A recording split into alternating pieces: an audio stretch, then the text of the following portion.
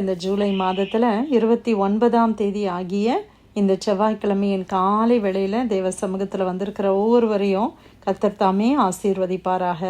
இந்த நாளிலும் நம்ம தியானிக்கிற கர்த்தருடைய வார்த்தை நம்முடைய பரிசுத்த வேதாகமத்தில் அப்போஸ்தலர்களுடைய நடபடிகள் 4ஆம் அதிகாரம் 31வது வசனம். ஆக்ட்ஸ் ஆஃப் தி அப்போஸ்தலர்ஸ் சாப்டர் 4 verse 31.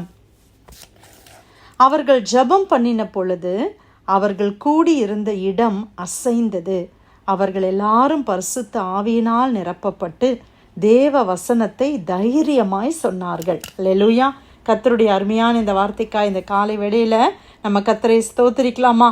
அவர்கள் ஜெபம் பண்ணின பொழுது என்ன நடந்துச்சா? அவர்கள் கூடியிருந்த இடம் அசைந்தது என்று நம்ம பார்க்கிறோம். ஆமேன். நம்ம ஜெபம் பண்ணும்போது நம்ம கூடியிருக்கிற இடம் அசைதா? அன்னைக்கு ஆதி அப்போஸ்தலர்கள் கூடி இருந்து ஜெபம் பண்ணினார்கள். அந்த இடம் அசைந்தது மட்டுமல்ல, அவர்கள் எல்லாரும் பரிசுத்த ஆவியினால் நிரப்பப்பட்டு தேவ வசனத்தை தைரியமாய் சொன்னார்கள். இன்னைக்கு அவங்க அப்படி என்னதான் ஜெபம் பண்ணாங்க அப்படின்னு சொல்லி நம்ம பார்க்கலாமா? அப்படி அவங்க என்ன ஜெபித்தாங்க? அந்த இடத்த அசைக்கிற அளவுக்கு என்ன ஜெபம் பண்ணாங்க? தேசங்களுக்காக ஜெபித்தாங்களா? தங்களுக்காக ஜெபம் பண்ணாங்களா? எதுக்காக ஜெபித்தாங்க? அந்த இடம் அசையத்தக்கதான அந்த வல்லமையான ஜெபம் என்னது அப்படின்னு நீங்கள் பார்த்தீங்கன்னா, அதுக்கு முந்தின வசனத்தை நான் வாசிக்கிறேன். 29-30 வசனங்கள். இப்பொழுதும் கர்த்தாவே, அவர்கள் பயமுறுத்தல்களை தேவரீர் கவனித்து. ஏனென்றால் அன்னைக்கு அது ஆதி அப்போஸ்தலர்களுடைய நாட்களில் அவர்களை பயமுறுத்தினார்கள். இந்த பர்டிகுலர் இன்சிடென்ட்ஸை நீங்கள் வாசித்து பார்க்கும்போது, இதுக்கு முந்தின அதிகாரத்தில் நீங்கள் வாசித்து பார்த்தீங்கன்னா, பேதுரும் யோவானும் ஒரு பிறந்ததுலேருந்து நடக்கவே முடியாமல் சப்பானியாக இருந்த ஒரு மனுஷனை அவங்க சுகப்படுத்துகிறாங்க. அதை கேட்ட மாத்திரத்தில் பரிசேயர், அங்கேருந்து ஆலோசனை சங்கத்தார் எல்லாரும் கூடி இவங்க 2 பேரையும் ஒன்றும் இல்லாமல் ஆக்கணும் அப்படின்னு நினைக்கிறாங்க. ஏன்னா அந்த இடமே என்ன ஆயிடுச்சுன்னா, ஒரு பெரிய ஒரு ஆண்டவரை மகிமைப்படுத்துகிற ஒரு காரியமாய் அது மாறிவிட்டது. அப்போ இவங்களை சிறைச்சாலையில் போடுறாங்க. ஆனால் இவங்க சிறைச்சாலையிலேருந்து ஆண்டவர் இவங்களை வெளியில் கொண்டு வந்துடுறாரு. உடனே அவங்கள தனியாக கூப்பிட்டு அவர்கள் ஒரு சில காரியத்தை அவர்கள் சொல்லுகிறத நம்ம பார்க்குறோம். அந்த அப்பொழுது அவர்களை ஆலோசனை சங்கத்தை விட்டு வெளியே போகும்படி கட்டளையிட்டு தங்களுக்குள்ள யோசனை பண்ணி கொண்டு, இந்த மனுஷனை நாம் என்ன செய்யலாம்? எருசலேமில் வாசம் பண்ணுகிற எல்லாருக்கும் தெரிந்திருக்கிறபடி வெளியரங்கமான அற்புதம் இவர்களால் செய்யப்பட்டதே, அதை நான் இல்லை என்று சொல்லக்கூடாது. ஆகிலும் அது அதிகமாய் ஜனத்துக்குள்ளே பரம்பாதபடிக்கு இது முதல் ஒருவரோடும் இந்த நாமத்தை குறித்து பேசக்கூடாது என்று அவர்களை உறுதியாய் பயமுறுத்த வேண்டும் என்று சொல்லிக்கொண்டு அவர்களை அழைத்து இயேசுவின் நாமத்தை குறித்து எவ்வளவும் பேசவும் போதிக்கவும் கூடாது என்று அவர்களுக்கு கட்டளையிட்டார்கள். சூழ்நிலை புரியுதா? இயேசுவின் நாமத்தை நீங்கள் யூஸ் பண்ணக்கூடாது. இனிமேல் இந்த இயேசுன்ற நாமத்தை நீங்கள் வாயினால் சொல்லக்கூடாது. அந்த நாமத்தினால ஜெபம் பண்ணக்கூடாது. அந்த நாமத்தினால நீங்கள் போதிக்கக்கூடாதுன்னு சொல்லி அவங்களுக்கு கட்டளையிடுகிறார்கள். அப்பொழுது பேதுரு யோவான் அவர்களுக்கு பிரதியுத்தரமாக, தேவனுக்கு செவி கொடுக்கிறதை பார்க்கிலும் உங்களுக்கு செவி கொடுக்கிறது தேவனுக்கு முன்பாக நியாயமாயிருக்குமோ என்று நீங்களே நிதானித்து பாருங்கள். எவ்வளோ அருமையாக, எவ்வளோ தைரியமாக சொல்கிறாங்கல்ல. தேவனுக்கு கீழ்ப்படுகிறத பார்க்கிலும் உங்களுக்கு கீழ்ப்படுகிறதா உத்தமமாக இருக்கும், நீங்களே நிதானித்து பாருங்கள் என்று சொல்லுகிறார்கள். ஹல்லேலூயா. அப்படியாக அவர்கள் த்ரெட்டன், அந்த வார்த்தையை யூஸ் பண்ணக்கூடாதுன்னு சொல்லி அவங்க பயமுறுத்தினது நிமித்தமாக அவங்க ஒரு ஜெபம் பண்ணுறாங்க. அந்த ஜெபந்தான் பிரியமானவர்களே இந்த ஜெபம். இப்பொழுதும் கர்த்தாவே, அவர்கள் பயமுறுத்தல்களை தேவரீர் கவனித்து. இன்றைக்கி நம்ம என்ன எப்படி ஜெபம்னு இருப்போம்? இப்படி நம்மளை பயமுறுத்துகிறாங்க. இனிமே நீங்கள் இயேசுன்ற நாமத்தில் நீங்கள் ஏதாவது செய்தீங்கன்னா உங்களுக்கு என்ன பண்ணுறோம் பாருங்கள் அப்படின்னு சொன்னால் நம்ம என்ன ஜெபம் பண்ணுவோம்? ஆண்டவரே, அவங்கள எப்படியாவது சந்திங்க ஆண்டவரே, அவங்க எங்களை சிறைச்சாலையில் போடக்கூடாது, எங்களை பாதுகாத்து கொள்ளுங்க ஆண்டவரே, எங்களுக்கு ப்ரொடெக்ஷன் வேணும், நாங்கள் உங்கள் ஊழியத்தை செய்கிறோம், எங்களை பாதுகாத்து கொள்ளுங்க. அப்படி தானே நம்ம ஜெபம் பண்ணுவோம். ஆனால் அவங்க எப்படி ஜெபம் பண்ணாங்க தெரியுமா?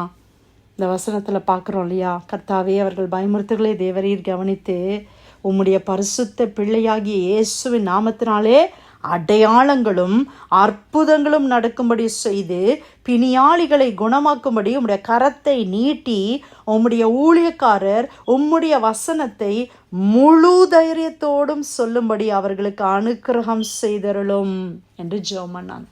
எப்படி ஜெபம் பண்ணாங்களா?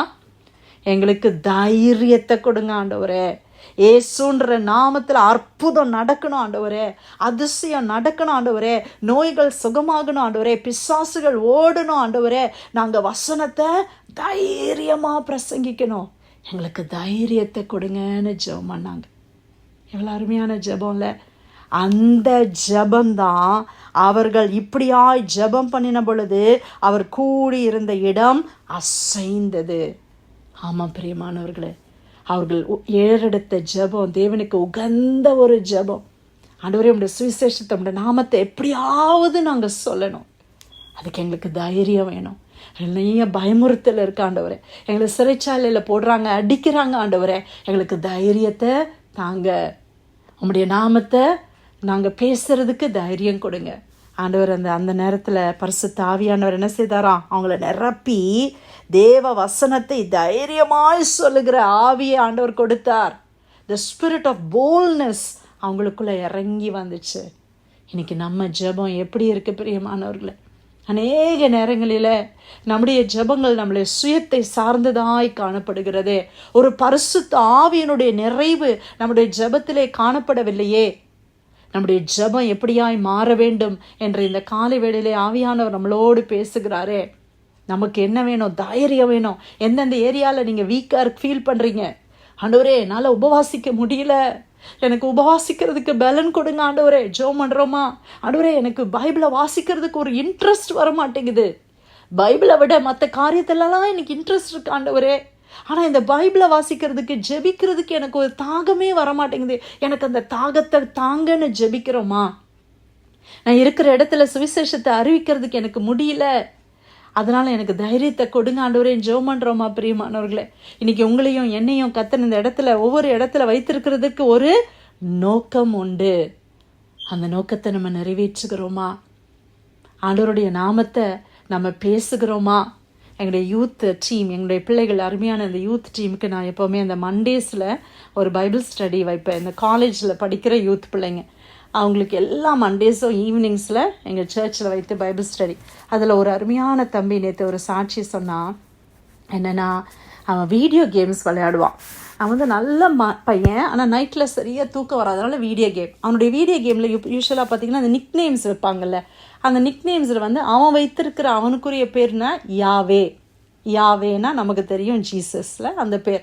அப்போ அவனோட இன்னொருத்த வீடியோ கேம் கனெக்ட் ஆகி கலிஃபோர்னியாவிலேருந்து விளையாடி இருக்கிறான். அப்போ அவன் கேட்டிருக்கான், இது என்னது, இது நீ வச்சிருக்கிறிய ஒரு நிக் நேம், அது என்னது? அப்போ சொன்னான் யாவே. யாவேனா என்னது?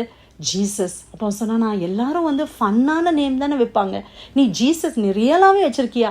ஆமாம், நான் சர்ச்சுக்கு போவேன், நான் பைபிள் வாசிப்பேன், ஐ பிலீவ் இன் ஜீசஸ் அப்படின்னு சொல்லி அவன் அந்த தருணத்தில் ஆண்டவருடைய சுவிசேஷத்தை அவனுக்கு அறிவிச்சிருக்கிறான். அந்த கலிஃபோர்னியாவில் ஜாயின் பண்ண அந்த பையன் அவன் சொல்லியிருக்கிறான், என்னுடைய பேரண்ட்ஸ் எல்லாம் சர்ச்சுக்கு போவாங்க, ஆனால் நான் எங்கள் தாத்தா இறந்ததுக்கப்புறமா ஃபுல்லாக ட்ரிங்க்ஸ் அந்த பலவிதமான ட்ரக்ஸுக்கு நான் அடிக்ட் ஆகிட்டேன், நான் இப்போ சர்ச்சுக்கே போகிறது கிடையாது. அப்போ இவன் சொல்லியிருக்கிறான், நான் உன்னை ஃபோர்ஸ் பண்ண விரும்பலை, உனக்கு ஃப்ரீடம் இருக்குது, ஆனால் நான் ஒன்று சொல்கிறேன், நீ ட்ரை பண்ணி பாரு, இந்த ஜீசஸை நீ ட்ரை பண்ணி பாரு, என்னுடைய லைஃப்பில் அவர் அற்புதம் செய்தார், உனக்கும் செய்வாருன்னு நான் விசுவாசிக்கிறேன், நீ ட்ரை பண்ணு, ஒரு நாள் சர்ச்சுக்கு போ, எல்லா சர்ச்சும் ஒரே மாதிரி ப்ரீச் பண்ண மாட்டாங்க, நல்ல சர்ச்சாக பார்த்து நீ போ. அந்த பையன் சொன்ன பதில், உண்மையாகவே என்கிட்ட நிறைய பேர் நீ சர்ச் போன்னு சொல்லியிருக்கிறாங்க, ஆனால் நீ சொன்னது வந்து எனக்கு ரொம்ப மாற்றத்தை உண்டு பண்ணியிருக்கு, நான் டெஃபினட்டாக ஒரு நாள் சர்ச்சுக்கு போவேன், நான் டெஃபினட்டாக இந்த பேட் ஹேபிட்ஸ்லேருந்து நான் வந்து வெளியில் வந்துடுவேன் அப்படின்னு அவன் சொன்னான். நான் பிரியமானவர்களே, எந்த இடத்துலையும் நம்ம இயேசுவனுடைய நாமத்தை யூஸ் பண்ண முடியுமே, எல்லாருக்கும் இந்த இயேசு தேவைப்படுகிறாரே. நம்மளுக்கு ஏன் அந்த தைரியம் இல்லை? ஏன் நம்முடைய கம்பெனியில் ஆண்டவரை பற்றி சொல்கிறதுக்கு தைரியம் இல்லை? ஏன் நம்மளுடைய நெய்பர்ஸுக்கு ஆண்டவரை பற்றி சொல்கிறதுக்கு இன்றைக்கி தைரியம் இல்லை? எவ்வளோ கதை பேசுகிறோமே, என்னென்ன ஸ்டோரிஸ் எல்லாம் பேசுகிறோம் ஃப்ரெண்ட்ஸோட, ஆனால் ஜீசஸை குறித்து நம்மளால் ஏன் பேச முடியல?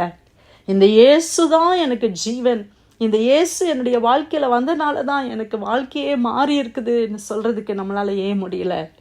அந்த தைரியத்தை இன்னைக்கு கேட்கலாமா? ஆண்டவரே, எனக்கு இந்த தைரியத்தை கொடுங்க ஆண்டவரே.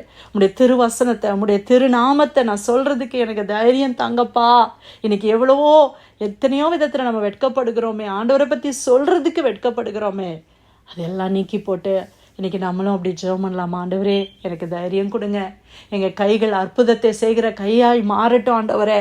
நாங்கள் போகிற இடத்துல ஆண்டவருக்கு அற்புதங்கள் நடக்கட்டும் ஆண்டவரே என்று சொல்லி நம்ம ஜெபிக்கலாமா? அப்போஸ்தலர் 4ஆம் அதிகாரம் 31வது வசனம். அவர்கள் ஜெபம் பண்ணின பொழுது அவர்கள் கூடியிருந்த இடம் அசைந்தது.